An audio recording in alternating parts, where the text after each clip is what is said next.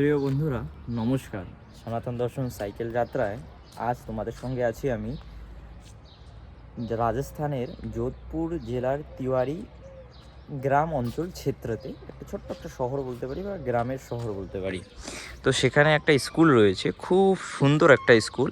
আর এখানে যা স্কুল বানিয়েছে সেই স্কুল পুরো রাজস্থানী পাথর বা মার্বেল দিয়ে স্কুলটা বানিয়েছে। দেখতে অসাধারণ।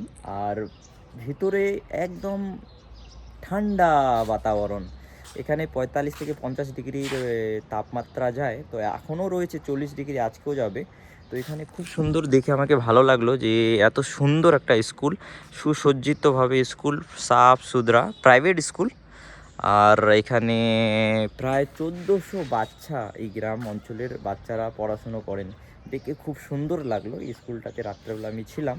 তো এখানে স্নান করলাম। আর স্নান করার পর বাস আপনাদের দেখাচ্ছি। আমি এরপরে আগে যাচ্ছি যোধপুরের সাইডে।